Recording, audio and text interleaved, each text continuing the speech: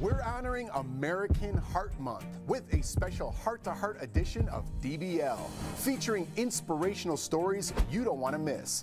From parents celebrating their baby boy who was saved by the world's first partial heart transplant to a resilient heart attack survivor spreading awareness among Black women. Plus, Dr. Kohli is here to share what you need to know about the warning signs and prevention of heart disease. They'll all join us live for this special heart-to-heart episode. Oh my gosh. Get real. No. Y'all, just stop. This is a sham. It's finally here. Drum roll. There goes Bert. It's Friday, everybody. Welcome to DBL. Today, very important day. It is National Wear Red Day, and we are all wearing the color to bring awareness to the #1 killer in America, heart disease. We decided to use today's show to go all in on the topic, so we are dedicating the entire hour to everything heart-related. And it is time for our special heart-to-heart edition of DBL. And our resident doctor and licensed cardiologist, Dr. Kohli, is joining us all hour so we can dive deep on everything you need to know about your heart. Truly life-saving information. So thank you for being here, Dr. Kohli. Okay, so we don't want to scare our viewers today. Instead, again, the aim here is to help them notice these warning signs, right? So they can be on top of it. Today is my absolute favorite day of the year. And it's because it's not just about awareness, it's about empowerment. It's about knowing what to look for, knowing the signs, preventing the risk factors so that we can change the trajectory for our kids and our grandkids and for ourselves. That's true. We love it. DBL Nation, based on numbers alone, chances are you or someone you know have been affected by heart disease. And the stories are endless. In fact, take a look. In the U.S., more younger women are having heart attacks than men. I had the heart attack in the middle of the night. I had the weirdest pains in my wrists and in my elbows, and I had this really, really hard pain in my chest. Women are also less likely to survive a sudden cardiac arrest than men. They call a cardiologist, and he's running all the tests. We did the cardiac catheterization the next morning, and I woke up, and he was like, 4 of your arteries are blocked.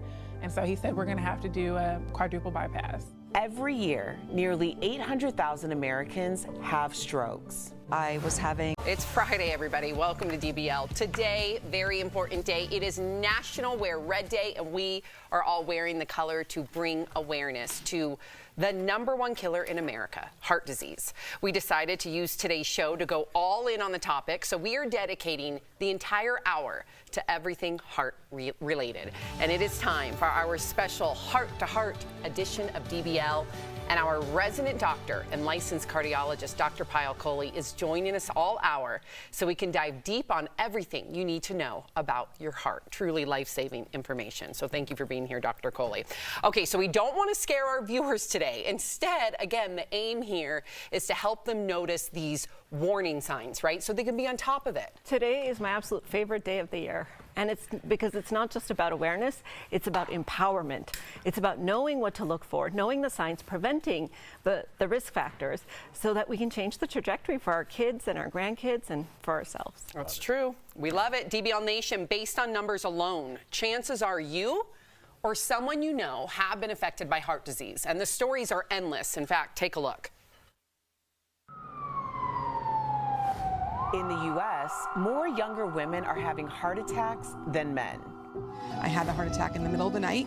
I had the weirdest pains in my wrists and in my elbows, and I had this really, really hard pain in my chest. Women are also less likely to survive a sudden cardiac arrest than men. They call a cardiologist, and he's running all the tests. We did the cardiac catheterization the next morning, and I woke up, and he was like, 4 of your arteries are blocked. And so he said, we're going to have to do a quadruple bypass. Every year, nearly 800,000 Americans have strokes. I was having bleeding in the brain. So they shaved my head and removed half of my skull so that they can go into the brain and remove the bleeding. In fact, Black women have the highest risk of stroke. If it wasn't for my niece wanting to speak to me, the nurses and the doctors were saying, I probably wouldn't have made it. Powerful stories. And did you know that men and women can have different symptoms of heart issues? In fact, chest pain isn't always a thing, and our next guest knows this all too well. She is a patient of Dr. Kohli, and she wants to share her story with the world. So please welcome Sabra Brenner. Yeah. Sabra, thank you. So, where would you like me to look? Well, There's so many choices. Yeah. Welcome. Thank you very much. Yeah, absolutely. We want to know if you can give us some background on when you started experiencing heart health issues. Okay, well, it's kind of a little bit of a polluted answer here, but 2 years ago, I had what's called a thyroid storm, and my body went upside down, and I ended up with Graves' disease and hives all over my whole body that itched 24/7, which was very ugly. Wow. And then a high D-dimer, and let me explain, I'd never heard of D-dimer before I went through this, but what that is I'm be prone to blood clots. Oh. And could be in your heart, could be in your lungs. And it's a marker of inflammation. And so inflammation can make it go up, and it's a little warning from our body that something's cooking. Right. And my problem was I kept going from doctor to doctor and could not get an answer. You know, they would just push me on down the road, unfortunately. And actually my daughter in Kansas City heard about from her friend that lives here of Dr. Kohli's talk and said, Mom, you need to go see her. So my appointment with her, which was with my daughter, both of my daughters, one via phone from Kansas City, and giving her the whole background. Oh, there they are, look. Oh, look at your family. Yeah. What a beautiful family. Oh, thanks. Oh, you got the whole crew. And anyway, laying this out to her is because I'd gone through a whole lot trying to get the hives under control and the Graves, learning with that, and the fatigue from that. You know, it was really devastating for me because I've always been an athlete my whole life. I've exercised, I've taken good care of myself. And I would probably be the least person you would think that's going to have heart disease. Not true. So when she came to see me, this was the face of heart disease. A thin woman sitting in front of me, postmenopausal with fatigue. But it set off an alarm bell in my head because fatigue can be a symptom of heart disease in women who are postmenopausal, and it can be as vague as that. Well, wow, that is vague. That's alarming. And you just don't, it just seems like it could be anybody. Yeah. But luckily you went to Dr. Kohli. She assessed the situation. Thank God for that. So I have to ask you, after the diagnosis, what kind of changes have you made, and what did that look like? Well, since, to kind of move it around the road down to October is when I had an ultra-fast CT scan, and that diagnosed that I had a widowmaker, and it was, I think, about 80% occluded. Is that how you say it? Okay. Yeah. And what does occluded mean? Sorry, like occluded clogged? means like it's all glue in there. Oh, wow. So the plumbing around the heart is a muscle that's beating all the time. It needs blood flow. The plumbing is blocked up 80%. Yes. Yeah. So blood's not getting to the heart when it needs it. Oh my God. And that was that the fatigue we were feeling? Is the blood's not getting to your, okay. Probably. And now that thought just went right away. Oh, welcome to my world. That's me. No worries. All day. We want to get this in because we want to know if you have words of advice to women who have concerns that something isn't right. Yes. Something from your testimony. Well, I always say to women, listen to your body. We do know what's going on with our bodies. And if you don't get an answer first time, keep going until you do get an answer. I mean, I feel very fortunate to have met this woman because this woman right here, she kept me from having a stroke or a heart attack. If she hadn't have done all the tests that she did, and then the ultra-fast CT scan, which was done, I believe, on Friday, and then Monday morning I get a call from the office, Sabra, would you please come in today? We need to talk to you. So I'm like, wow. Uh-oh. Yeah. Sounds like that's not going to be good news. And so it was a little bit scary for me. It was a little bit scary. But you know what? You did the work too by coming to my office, by showing up, and that's what we have to get the message out there. If something doesn't feel feel right, you say something. Exactly. You have to say something, and we have to be our own health advocate. Yes. And we need to, educate ourselves. What does this mean? And what do I do? There's lots on the internet. Some is screwy, as we know. Right. But there's a lot of good information Be out your there. own advocate. Yeah, Sabra, be your own that's advocate. life-saving advice just there alone. And we yes. appreciate you being here and sharing your experience. Thank you so much, Sabra. You're Thank very you. welcome. You're very Coming up on this special heart-to-heart edition of DBL, Dr. Kohli is sharing the warning signs to look out for when it comes to having a cardiac or having cardiac issues. And we are talking with a resilient heart attack survivor who is spreading awareness among Black women.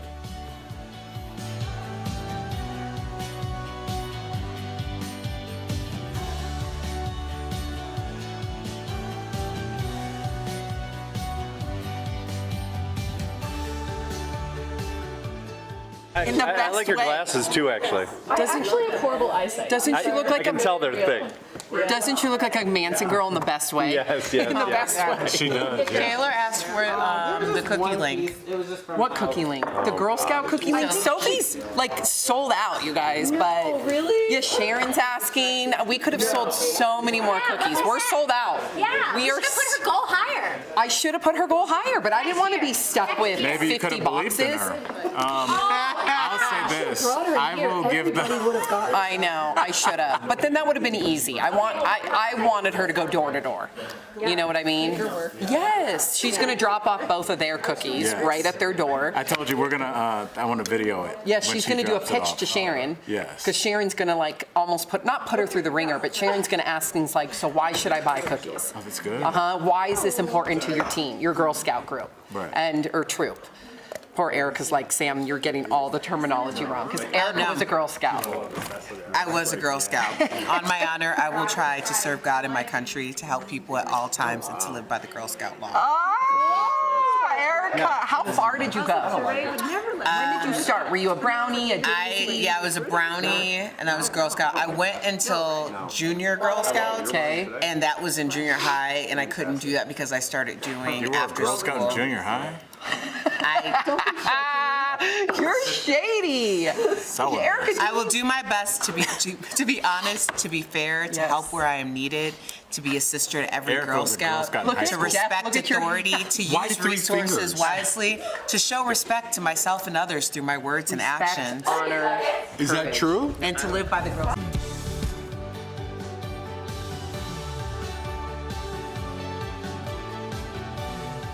Welcome back to our special heart-to-heart edition of DBL. As our last guest told us, heart conditions can sometimes seem like that they come out of nowhere, but there are actually lots of warning signs. You could have unexplained aches and pains, swollen feet and ankles, or shortness of breath. Those are all potential indicators for heart issues. So Dr. Kohli, when should someone go right to the doctor? Yeah, so if you're having new symptoms, changing symptoms, or worsening symptoms, and I like to say the biggest flags for heart disease are symptoms at night that wake you up from sleep, or symptoms when you're exerting yourself. So do not ignore those. And as we heard from Sabra, they can be subtle. They don't have to hit you over the head.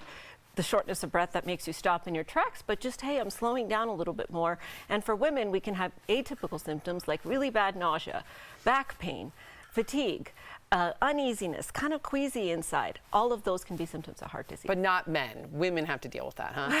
Men can too sometimes as well, but less commonly. They'll usually get that movie-style elephant on the chest where they're clutching their chest and they've really got a tight pressure. But ours can be more subtle, and we don't think about it, ladies, because we're always thinking about somebody we do. else, right? Always Our putting kids, our everybody else husbands, first. our families, our work. You like that, Jeff? Yeah, I I'm do. poking you. Well, you know. Hopefully I just drop dead when I have these symptoms. Don't say. Jeffrey, What? you're a father to two. Knock on wood. Yeah, especially on heart. You were thinking it. Knock on wood. I'll say this. You know, are there any like any kind of symptoms that their partners could look at to Yeah. kind of look for? Yeah, And sometimes other people will sort of tell you what you need to look for. But I have to talk a little bit about specific risk factors to women, because I think women have all the risk factors men have. We have a bigger whammy from the same risk factors. Like if our triglycerides are up, it actually confers higher risk. But then our life cycle, our hormonal life cycle of having our period, carrying a pregnancy, becoming menopausal, these confer different risks at different phases of our life. So menopause is one of the biggest risk factors that women are going to have. Every single woman is going to have that. I'll just say this in closing, and I think I speak for a lot of men that have women in their families.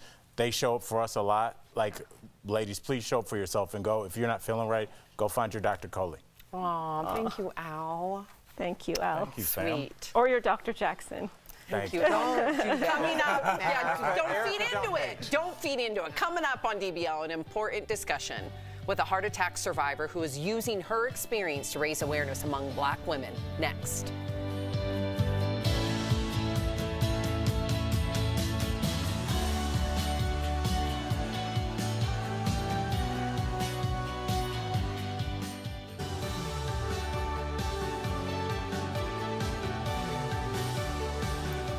Welcome back to our special Heart to Heart episode. Our next guest is a heart attack survivor who is using her experience to raise risk awareness among Black women. And before we speak to her, here is her story. I had a heart attack at 45 years old. Commissioner Angela Conley was shoveling snow in her driveway when she started feeling different. I started just to feel a burning in my chest. I'm sweating. I went that whole day, that whole evening, ignoring what was becoming more and more uncomfortable.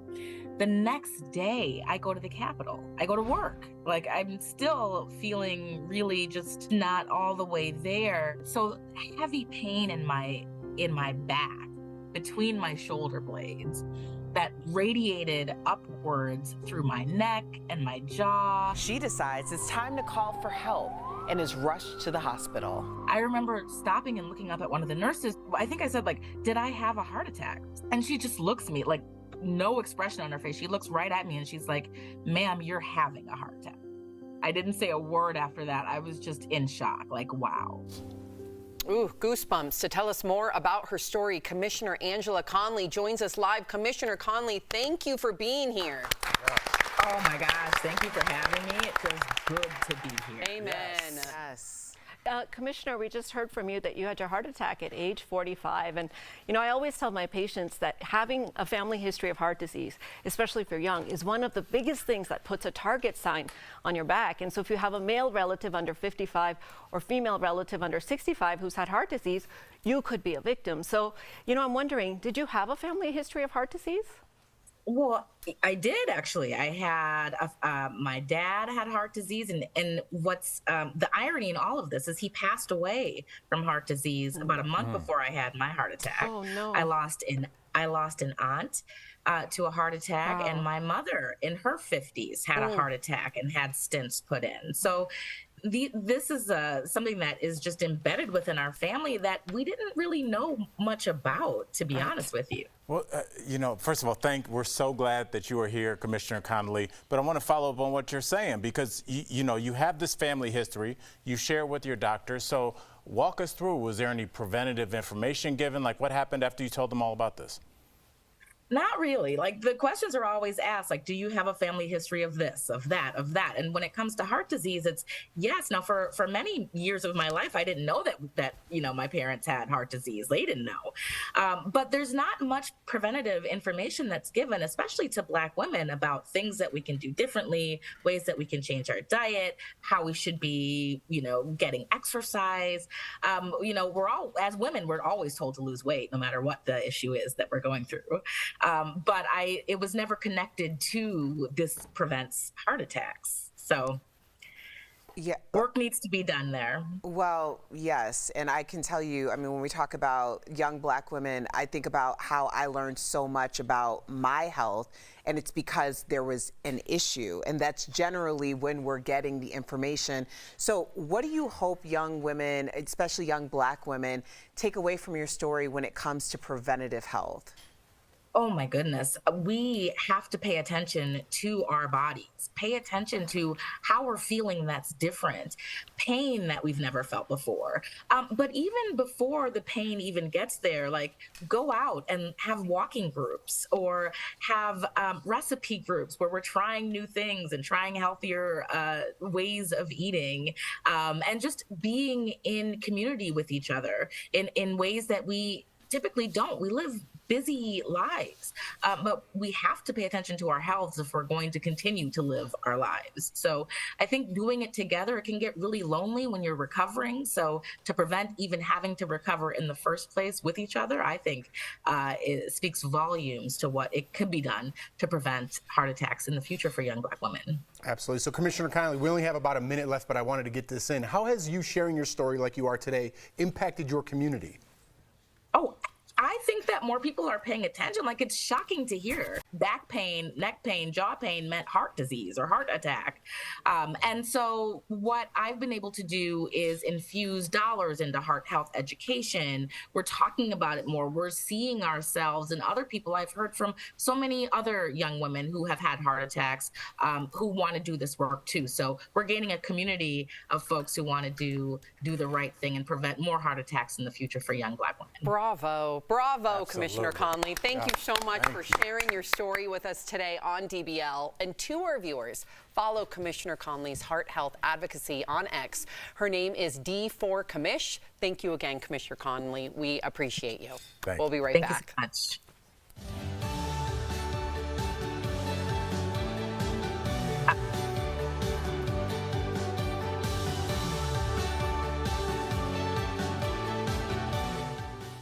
It always makes me happy. Sand. Okay, so we have a lot of comments in regard to listening to your family tree. Sherry says, very important information. Thank you for shining a light on something that impacts so many. Stephen says, I'm glad Dr. Kohli's here for this episode. Good to have all the facts. It's life-saving information. It really is. And, you know, the American Heart Association tells us 80% of heart attacks and strokes are preventable with lifestyle changes and management of risk factors. So talking like this really helps. I was going to ask you, Dr. Kohli, are you surprised at kind of America, our country's, not illiteracy, but like our lack of knowledge with heart disease? Yeah. Because cancer, everybody knows, like, oh, watch out for the processed foods or whatever. But no one ever talks about heart disease. We call it the great masquerader because people don't think they're the face of heart disease. Oh, I don't smoke, I exercise, I'm healthy, I don't need to worry about it. But it sneaks up on you, #1 killer, men and women, U.S. and worldwide. Wow. But we can change that statistic. Yes, we can. #1. Wow. Here's what's coming up on this special edition of DBL, an inspirational heart health story where a woman lost more than 100 pounds to eventually become a nutritionist to help others. Plus, we're talking with parents who are celebrating their baby boy who was saved by the world's first partial heart transplant. Wow. All of that and more coming up on this special heart-to-heart edition of DBL.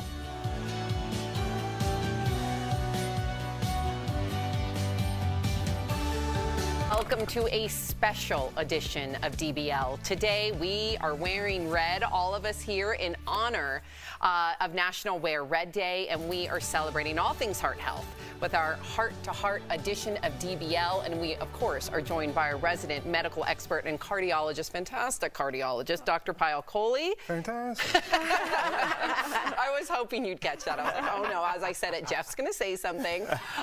Dr. Kohli, heart disease is the #1 killer in the U.S., which you've said a number of times now, and I'm glad. Keep repeating that, because for a lot of us, we don't see it that way. Right. And there's been so many advancements happening that statistically could change that heart disease would be the #1 killer. Are you hopeful that this will happen in our lifetime? I am so excited, guys, because we have so many things out there. I mean, think about the medical technology. We can, monitor our hearts on our watches. Right. Think about the advances in medications. When I started medical school over 20 years ago, we had a few drugs. Now I have this many, and they can prevent heart disease, they can prevent kidney disease, they can prevent lung disease. And so I feel like we have all these tools in our toolbox that can really, really change the future. I love that. You had a moment there 20 years ago. I know. All right, well, something we do want to talk about now is the story of Owen Monroe. Okay, a warning, some of you might find this graphic. Owen was born with a heart defect, forcing his parents to make a life-changing decision. Just 17 days after he was born, Owen received the world's first partial heart transplant. It's been a year since the procedure. Owen is thriving, thank goodness. Now, before we talk with Owen's parents, Dr. Kohli, what is a partial heart transplant? This is groundbreaking because, you know, kids like Owen who are born with problems with their heart valves, we used to just put the valve in. And then every time they grew, we would have to have another operation, take out the valve and put in another valve. Then we got a little smarter. We said, why don't we put the valve and the arteries that hold the valve so that as the arteries grow, they kind of help the valve to grow as well. So now this is a one and done, hopefully, type of operation for kids like Owen. Rather than a series of operations over yeah. and over and over again. Yeah, wow. And since he's had it, many other kids have actually had it. So it's Owen has made science and history. Unbelievable. Wow. Made history. So let's chat with Owen's parents, Taylor and Nick. Welcome to DBL. What an honor to speak with you both. Wearing red. Great to be here. Thank you guys so much for being here. It's so important. Those pictures, wow, I know. They really got me. They really got me. But Taylor, when did you first know something was wrong with Owen? So it was during my 20-week anatomy scan. We were getting the typical, scan that you usually do, and the sonographer got really quiet whenever she was looking at the images of Owen's heart. If you're in medicine, you know that that's never a good thing when they get quiet. She went and got, I think it was 2 other sonographers at that time to look at the images as well. They all had the same reaction. Everyone was very quiet. And we were then told that we would have to meet with the high-risk doctor in her office after that scan. That is when we were told about Owen's original truncus arteriosus congenital heart defect diagnosis. It was at that appointment that we were informed that he would have to have some kind of open heart surgery repair for the truncus arteriosus. At that point, we didn't know if it would be hours to days to weeks after he was born, and we would be followed up with pediatric cardiology for an echo to confirm. So we knew going into his delivery that he would have to have an operation of some sort. We just didn't know it would end up being a transplant and then a partial transplant. Nick, what did the doctors say were your options, and how did they suggest that this partial heart transplant happen? Well, it wasn't until the first day of rounds. I went to go see him at 7 a.m. Taylor was still in her postpartum room, and that's when the doctors came up to me and said, well, his case is actually way worse than we thought. So he's going to need a heart transplant. So I had the responsibility to go back to my wife's room 7 hours postpartum and tell her that he needs a heart transplant. Oh, God. And it was until the next day that Dr. Carboni and Dr. Turek came in and they said to us, look, we can do a traditional truncus repair on him, but because of the severity of the leak of his heart, the outcomes aren't going to be very good. That's one option. Second option was a full transplant, but it takes 3 to 6 months for a newborn heart to come up, and they didn't think he had that kind of time. So they said, well, we've got this thing that we've been working on called a partial heart transplant, and we think we can get it done in the next 2 weeks. And yeah. What a difficult decision for you guys. And, Taylor, it's very common in medicine for us to test our treatments in animal models and, clinical trials before they go into humans. But this particular partial heart transplant was only done in piglets before it was done on Owen. So Owen literally made history. And how did it feel as his parents to know that he was the first human that it was going to be tested on? I think at that time it was very scary, the unknown of what was going to happen, the fact that it had never been done on a human before. I also know that Nick and I did a lot of research on Duke and on Dr. Turek at that time, and so we knew that he was in the best hands possible for any procedure that were to happen. Dr. Turek made us feel very comfortable with the piglets and those operations. He also had 3D printed a copy of Owen's heart, so he knew all of the anatomical structures that he was going to be operating on, and he was going into the lab multiple times, throughout the stay of those 17 days before the operation to perfect this new procedure. So we knew, even though it had never been done on a human before, that Owen could not have been in any better hands than he was in. Well, I want to thank you as a scientist and as a physician, because I think you've actually given a gift by allowing Owen to bring this to medicine and to other kids who might need this. I mean, Thank you. You know, we're sitting. I think we're all just kind of stunned at what we've witnessed, but we have to get to some good stuff. All right, Owen is doing well. Yay! All right, so let's remember. There's always yes, that's a beautiful thing. So I have to ask you guys, more than anybody, you can answer this. What does it mean to see him thrive? It's the greatest blessing for sure. There were a lot of times when we were leaving the hospital to go back to the Ronald McDonald House, and we would look in the back seat and see his empty car seat and wonder, you know, is he ever going to get to use it? Oh my gosh. And then we were discharged in May with 17 daily medications that we had to give him around the clock, and now we're only down to 2. So it's sort of amazing to get to basically see him acting like a regular toddler, running around the house, exploring the world, and it's the most wonderful thing to get to experience the world through his eyes. I'm so happy hearing that. Now, while Owen is clearly thriving, and this is coming from someone who her brother-in-law had to have, because of a donor, he was able to have a double lung transplant. So I think it's always important that we remember that in order for donations to be possible, somebody is donating that organ. So what message do you have for donors out there and their families?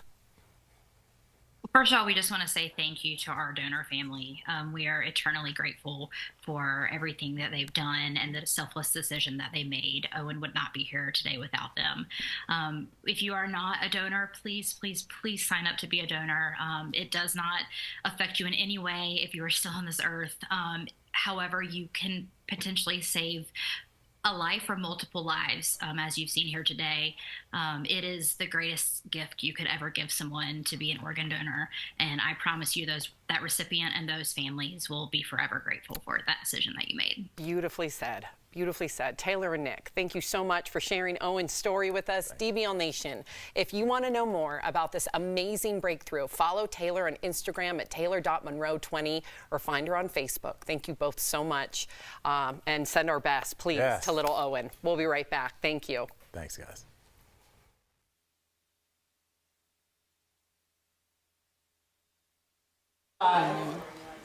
Yeah, I was asking Dr. Kohli before, and I guess I should ask this on camera. I said, 10 years ago, would Owen's condition have been considered a death sentence? And she said, you know, we were thinking very much inside the box. We just fixed the valve. And then so every time the child grew, we would have to have another open heart surgery, another open heart surgery. So you're talking dozens of surgeries in their life. They're never the same. They can never be normal kids because they keep having operations.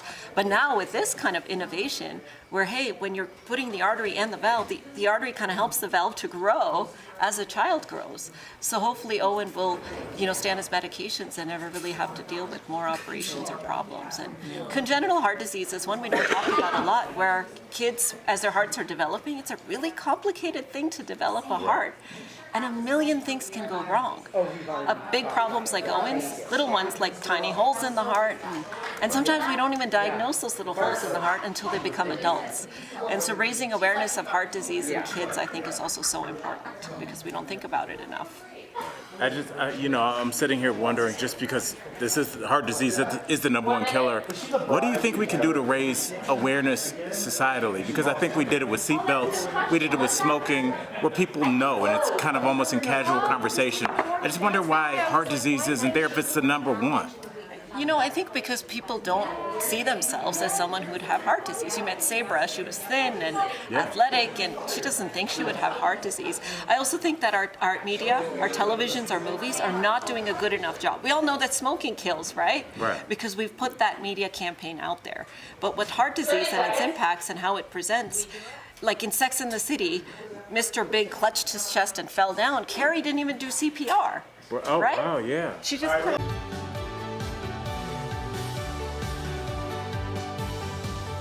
Welcome back. Today we are discussing all things about heart health, and like Dr. Kohli says, what you eat matters. So we are breaking it down with her and nutritionist Christina Jordan. Christina, welcome back. Great to see you.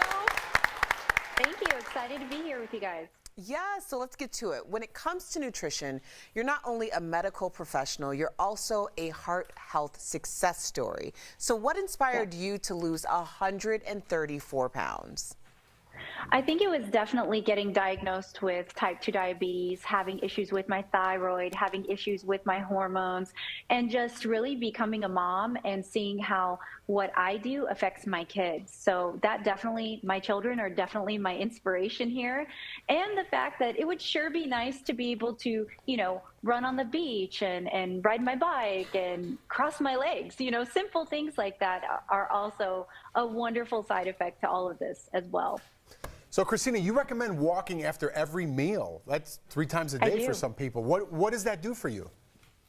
Well, for me, it definitely helps with stabilizing my insulin, making sure that my body is also being able to detox and digest my food, but also it keeps me from making choices that maybe I wouldn't want to make after that meal, like sitting on the couch and just getting some movement in. We walk every single night. In fact, we walked last night after dinner and it was raining. We walk in the rain, we walk in the cold, we walk in the heat. We walk every single day, no matter what. You're like a mailman. I know.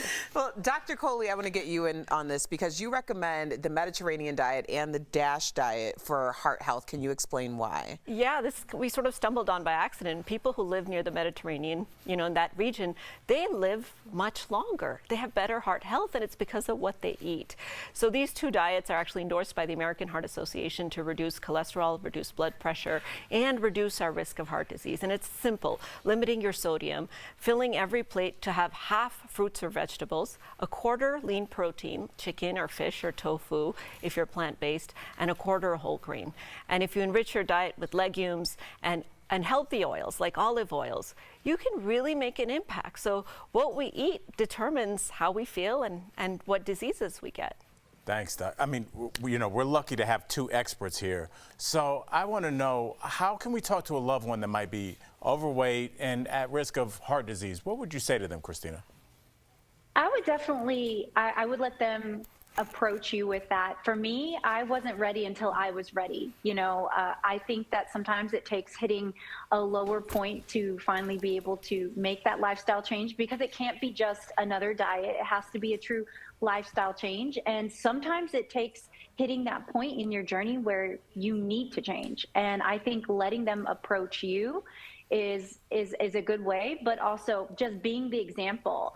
I've seen my own son, my husband, my mom, my family follow me because I first led the way. So honestly, if you want someone to change, you got to lead first, and you need to start making those healthy changes and actions first. Modeling, it's so powerful. What would you add to that, Dr. Kohli? You know, I would say we make it about their health and not about their weight. So you don't say, I'm worried about your weight. You say, I'm worried about your heart health, and I want you to get healthier with your cholesterol and your blood pressure and all of those. And by depersonalizing it that way, you make it a little less attacking their weight and talking more about just how to be healthy. That's a great way to go into it. Great advice. I know, from both of you. So good seeing you, Christina. Yes. DBL Nation. It's good to see you guys. I know, and congratulations on all your success.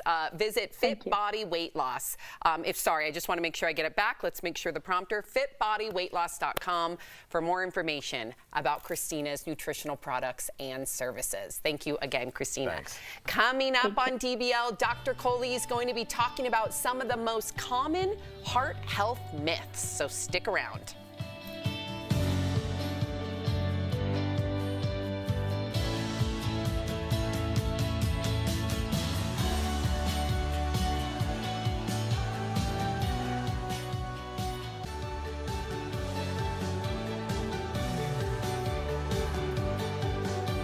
Welcome back to this special edition of DBL in honor of today's theme. We want to have a heart-to-heart with our very own Dr. Kohli about some of the biggest myths and misconceptions. So first, Dr. Kohli, we want you to take on we want your take, rather, on these CPR scenes in movies, and if they're even close to being right. Here's just some of the examples. Watch.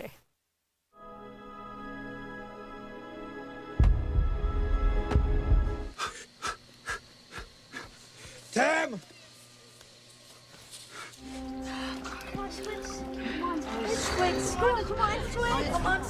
Ooh, so what do you think, Dr. Kohli? Would the CPR done in those scenes been effective? Not in a single one. I mean, they're made for movies. They're not made to show CPR, but it's really illustrative of some of the things we forget about when we're doing CPR. So in the first one, Mission Impossible, she thumps his chest, right? That doesn't work, and it's not recommended. It's called a precordial thump. If you don't have a defibrillator around, what it can do is what happened to Damar Hamlin. It can sort of reset your computer system if you hit the heart at the right point.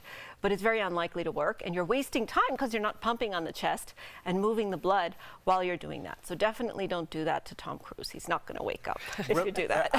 I'm always curious about, like, where exactly on the chest should you aim? Like rib cage right underneath? In the middle of the sternum. It's a really good question, and you want to depress the sternum 2 inches. And so let's talk about that second scene where Timmy gets electrocuted right in Jurassic Park. He's doing mouth to mouth and going on the chest. No more mouth to mouth. You're wasting time by doing mouth to mouth because you're not pumping on that chest. So you're just doing compressions only, CPR, hands only, and then you don't have to be worried, right, about putting your mouth on somebody else's mouth if they've collapsed. You're depressing 2 inches in the middle of the sternum. And how hard and fast are you pushing? Like the Are you supposed to crack? that's what I was saying. Staying alive. Staying alive. Yeah, staying alive. So 100 to 120 times per minute. So it's pretty fast. So even if you're in shape, you fatigue very quickly. So try to get people to come and assist you with it. And with infant CPR, you use your fingers. That's right. Yeah, I'm two infant fingers. CPR certified. Or if it's a child, then just the butt of your hand. Yeah. Yes. Hopefully you'll never need it, Sam, but I'm proud of you. And I hope that every single one of you is going to walk away today and take a CPR class with someone you love. Okay. All right. We got to get to some common heart health myths. Sam makes me laugh. All right. So is this true? I'm too young to worry about heart disease. Is this true, Doc? No, never too young. The younger, the better. In fact, when you start young, you can prevent the cholesterol from accumulating and causing those blockages. If you wait till it happens, it's damage control. It doesn't work as well. Okay, what about this one? I'd know if I had high blood pressure because there would be warning signs. No, you wouldn't. In fact, it's called the silent killer. So until it gets out of hand and it's really, really bad and gives you headaches and blurry vision, most of us walking around with high blood pressure will not know it unless we check. What about somebody like me that says heart disease runs in my family, there's nothing I can do? I would tell you that your genes are your hardware, but the behaviors that you do are your software. So you can change how your genes are expressed based on how you're behaving, and you can work harder with your behaviors to counteract those genes. So if you've got heart disease in your family, like we heard today, it puts a target sign on you. You have to work harder, but there's a lot you can do. And full disclosure, I was in your office and you told me that, so thank you. Good job, Al. And then really quickly, what about your mental health doesn't affect heart disease? No, another myth, because stress raises cortisol. Stress makes us do bad things like sit on the couch and watch TV and not exercise. So directly and indirectly, mental health can have a lot of effects on your heart health. Great information. Dr. Kohli, we will be right back.